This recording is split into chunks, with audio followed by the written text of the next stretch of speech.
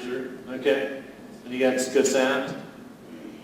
Decent sound, yes. Decent sound? Okay. All right, so it sounds like you got a pretty good system, and you got a pretty good game, right? And you said Xbox One? Yes, sir. So that's legit. So how would you rate the realism and the graphics in Call of Duty, latest version? Today, fairly realistic. Okay, right, I would agree, right? So when you say computer-based training, all sorts of pictures flash in different people's minds. So you've been around long enough probably to have witnessed or experienced the first revolution in training we did, right? Anybody else participate in that? And it was an epic failure, right? We sort of dove into this thing, and we thought we were going to train people how to start up aircraft or maintain computers or do just about anything on this computer that basically was struggling if it could do Pong, right? It was just not working. And these sailors were going out to the fleet after having done this computer-based training. And that they weren't very proficient at doing what they were doing, right? Because the computers just weren't quite there. We sort of took a leap of faith there, and it didn't work out so well. So we had to recover all that. Now, we're talking about a different situation altogether with respect to computers. Wouldn't you agree? How many people in here have tried those virtual reality glasses, like something like an Oculus Rift or something like that, right? And that, you're looking all over, and the whole environment is around you. You feel pretty like you're in that environment? I mean, it's pretty realistic, right? And so this is our new approach to bringing computers into our training. It's to get that level of realism, fidelity, if you will, into our computer-based training this time, okay? And so I agree with you, though. You can't learn everything on a computer, right? You can. So if I start with a novice and I need to get to an expert, I can only go so far using computer types of tools. But I'll tell you what else is really important, right? And something that Call of Duty probably doesn't give you is it doesn't give, maybe it does, I don't know, you tell me. It doesn't give you feedback, right? So as you're running through the scenario, I can't even begin to imagine what that might be, you reach some point and then you die and you have to start over, right? Or do you go all the way through and you're just nothing but net, you just crush it at first. Okay, all right, yeah. And so I'm glad to know that you're still just human, at least.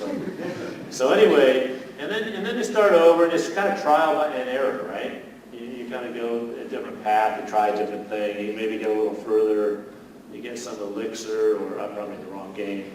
But, and you get a little further and then you get killed and you have to start over again and you get a little further, right? But what we'll do is, the difference between a computer game and a training program is that the training program will be using all the same graphics engines, all the same graphics, but it'll be measuring you and watching you every step of the way.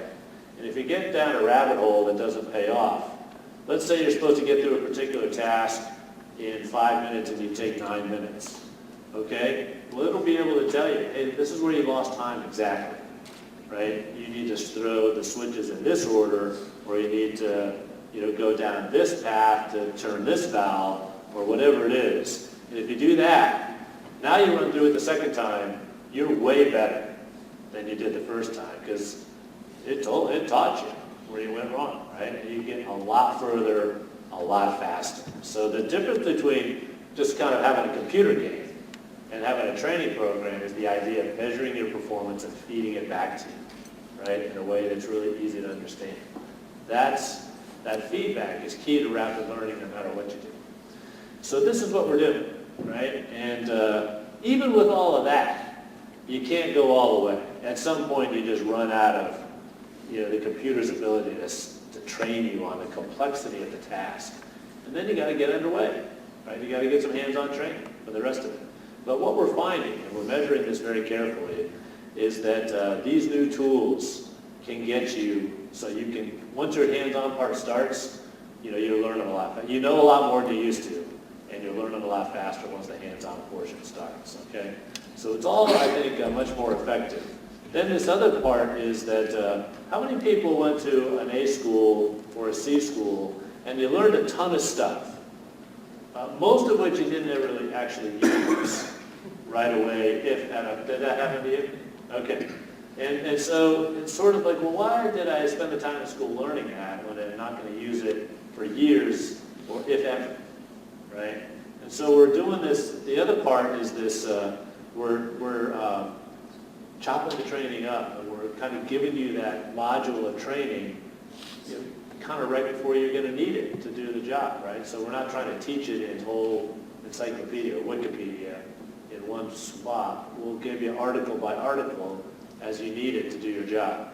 And I think that'll make it a lot more relevant to you as well, so because it's closer to when you're actually going to do it. So combination of all these things, we hope, is going to make the training a lot more effective, I think a lot more fun, really.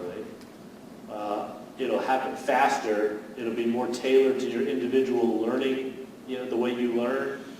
And it'll be delivered to you a lot closer to when you're going to need those skills, okay? So that's kind of how we're doing it.